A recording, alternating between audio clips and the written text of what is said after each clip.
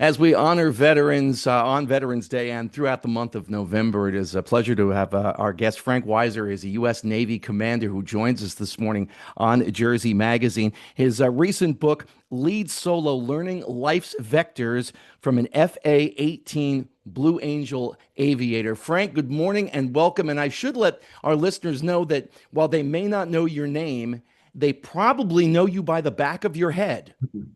Good morning. Yeah, that's probably exactly right. They've probably seen my fat neck. And what I mean by that is Frank was on the in the film Top Gun Maverick as one of the pilots, one of the stunt pilots in that. And I think you even said at one point, Frank, that the directors and the crew had to make you look like Tom Cruise from the back. How difficult was that process? Yeah, so one of the very first times I was flying with Tom, I was in the hair and makeup booth prior to the event, and they started.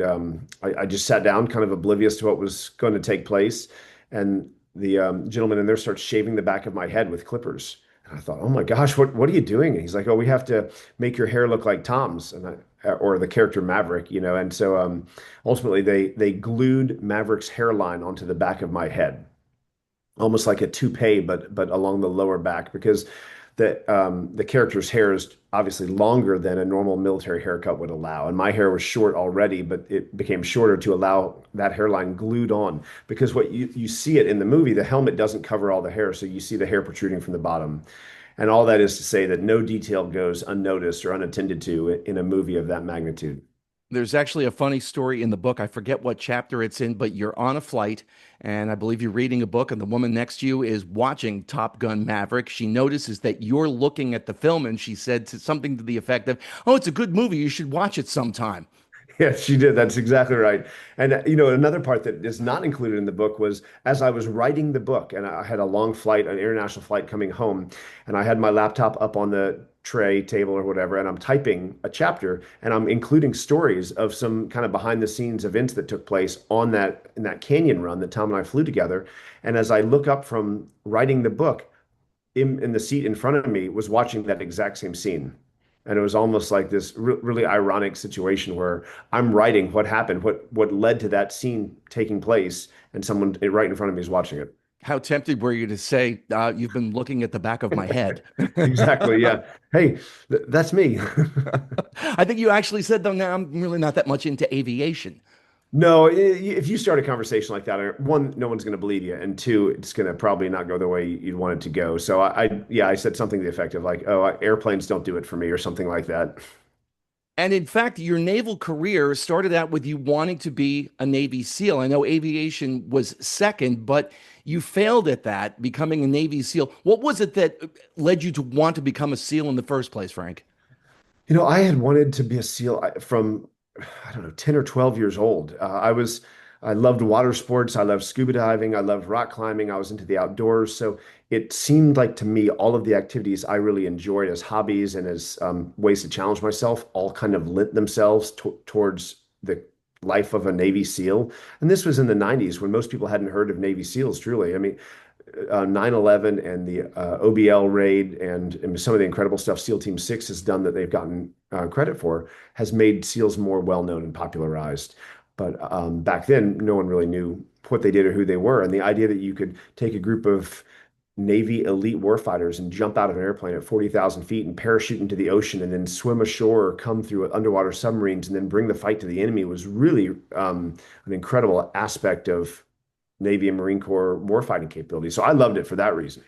And I thought it would be challenging. And of course it is. The training that they undergo is the most intense training anywhere in any military in any country around the world. And So what was it about flying that what made it your second choice?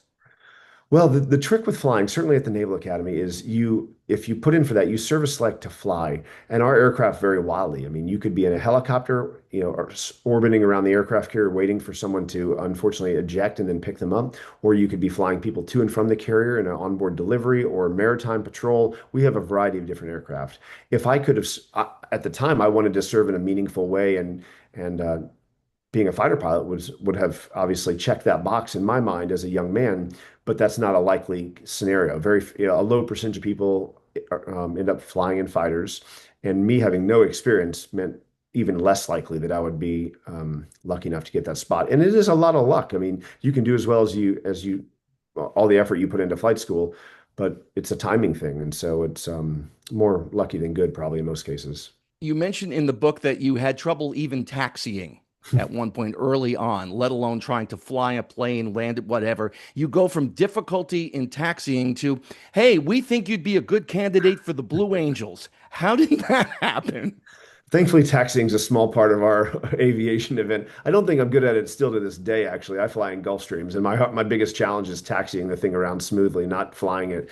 But you're right.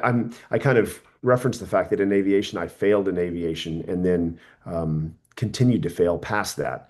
And so I'm in this case where even something like taxiing the airplane was really challenging for me, and then taking off was even harder. And so I recount some of those stories, but um, it speaks to the fact that if you are not willing to quit or give up, then you can arrive at a case where you can succeed just by being unwilling to fail. We were talking before we came on about my dad's service at the end of the Second World War. He was on an aircraft carrier, the USS Leyte. And while he did not tell me a lot of stories about his time in the military and the Navy, what he did tell me was that being on an aircraft carrier was kind of like organized chaos. And you think of everything that's going on. I know that you talk about in the book when you're learning how to land a plane on an aircraft carrier, you actually do it on the ground. You get into the situation though, now you're trying to land on an aircraft carrier, which is moving at the same time. Like if you're landing a plane, even if it's turbulent weather, the ground isn't moving, but the boat is. What is that experience like? It's an intense way to land an airplane for sure. I mean, when I'm speaking to large groups, I'll take them onto a runway and show them a long concrete runway and explain this is the most straightforward thing we do in aviation is we land on a runway. And then nighttime makes it harder. You just like driving, you lose some of your sensory cues and your ability to judge closure. But doing it on a ship at sea is really challenging. The aircraft's going 165, 170 miles an hour. It's descending at a rate of 720 feet per minute, and it goes from 170 to zero in 1.5 seconds or something less. They tell you before you have your first trap, you're arrested landing at sea, that you're going to think you've crashed the airplane, and to not be upset you haven't crashed. It's normal, and it's so violent that was very much my case. I thought I had crashed, and your body is just stuck. You have kind of sensory overload in the moment. But it's further complicated by the fact that the ship is moving away. As we were kind of discussing earlier, the carrier deck is angled 10 or 11 degrees. And so the carrier is going one direction, but you're landing 10 degrees to the left of that ship's course. And so your runway, if you're looking long to establish that you're on center line, is constantly moving to your right for the entire approach. So every aspect of it is challenging. And then you add a sea state of 3 feet, 5 feet, 10-foot seas where the flight deck is pitching up and down. And then you might do everything perfectly, but there's just no way you're going to come aboard because you're out of sequence with it. And then you add bad weather, nighttime, and the aircraft malfunctioning, and it can be a real handful. How much multitasking is involved? There's actually, ironically, I discuss multitasking in the book in one of the chapters because we had a performance coach talk to us at the Blue Angels one time. And one of the things he explained was you can't truly multitask. When we think we're multitasking, what you're in fact doing is time slicing. And the way he said it kind of made sense to me. But the idea is we can't do two things at once, but we can do a lot of things in like fractions of a second. So you're basically slicing up your mind where you're devoting 1/10 of a second to this task and then 1/10 of the next second to this. And so you end up scanning a lot. The idea that you can look at your altitude and process that you're at 620 feet and you should be at 640 feet, and that your airspeed 2 knots slow, and that your course is off, and that something else has happened, and you're talking at the same time. It becomes very much a process of how much information can you assimilate, process, and then correct from in a short amount of time. It sounds like an elite athlete being able to slow down his or her sport. It very much, I mean, so what I was pleasantly surprised by, and my mistake about aviation, not knowing better, was that I thought it would be easy. Driving a car is easy. I figured flying, you just add a dimension, there's nothing to it. And it wouldn't, what I was looking for at that time in my life was challenge, something hard. And I didn't think it would be hard. But what I found right away, clearly because I was so bad at it, is that it was hard. It's very, and it still is. I fly daily, and it's still a challenging thing to do in general, and really challenging to be exceptionally good at. And You so, know, yeah, you process a lot of information, so it's mentally exhausting, but also there's a physicality to it. And a long 8 hour combat flight, you're sitting in a seat for 8 hours, so it shouldn't be too hard. But a 45-minute Blue Angel air show, when you're from 0 to 800 knots over and over again, and 1G to 9Gs or -3Gs, it becomes, you get out of there and it's one of the hardest workouts you've ever had. I was just about to ask you what's the stress like, on your body and that sort of I thing. flew one of my years as a Blue Angel pilot. I was the VIP pilot, so I had actors and athletes and celebrities in the back seat. And I had one day in Iowa where I flew a number of UFC fighters, and one of them was one of the early creators of the UFC. And he described a high G turn. He said it was analogous to fighting out of a chokehold. And he's like, "I loved it. Do it again. One more of those." And like, oh man. And these are some pretty intense guys, of course. You talk in the book numerous times about failure, and you can always learn more from failure than you can from winning a lot of times. I think the biggest difference, Frank, in the military, a lot of times failure can mean someone dies. If not yourself, it's someone on your team, which I think is an extraordinary amount of pressure in the first place because you don't want to fail, obviously, in that situation. I know you're a big baseball fan. If you fail in an at bat, you can make an adjustment in the next at bat. If you're a pitcher and you give up a home run, well, don't make that same pitch the next time. But in a combat situation where you've been deployed numerous times, there's not a lot of margin for error. No, you're exactly right. There's not. And I do. I have an entire chapter on failure because, as I said, my career in aviation started as a failure and kind of went downhill from there. But if you're willing to accept that you can fail and make, I talk about what a nice correction looks like. And I truly believe that failure sometimes offers us an opportunity to do even better than we would have had we not failed. Michael Jordan, one of the greatest, if not the greatest athlete of all time, talks at length about not the shots he made, the shots he missed. And that's what made him such an incredible basketball player. And so I think for me, what I've learned is that most of the people who I really respect and look up to and believe have been the most successful in their chosen endeavors probably failed a lot, way more than any of us know. They just didn't quit. They didn't give up. And I do think in this day and age, it's really critical to tell young men and women that it's okay to fail. And as a business leader, not only is it okay to fail, but you have to encourage the people who work for you, who are younger, who haven't had these opportunities in life, to fail. And one of my analogies I use in there is in the book is comparing it to a test pilot. The idea that we create this new aircraft. The smartest minds in the world engineer it, they design it, and then the best mechanics build this airplane.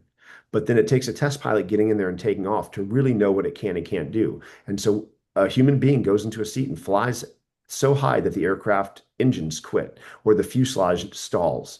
And then you fly, you pull enough G's that the wings start to show signs of ripping off. And you develop what we call the aircraft's envelope. We push it so hard, we push it until it fails, and then we know what the breaking point is.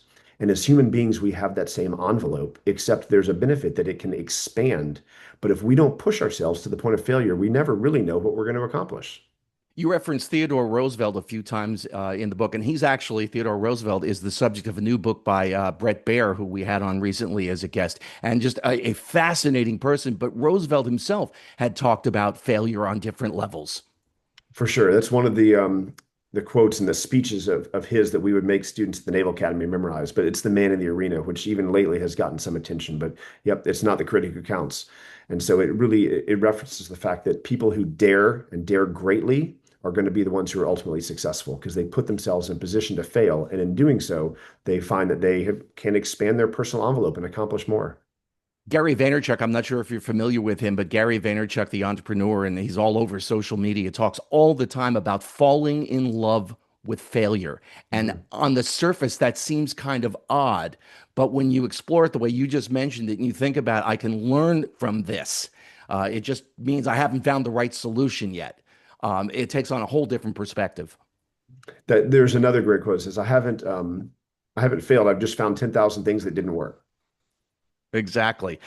We have veterans on throughout the year here on Jersey Magazine, Frank. And one of the things that we talk about all the time is the transition from military life back to civilian life. You've gone in and out of combat situations numerous times.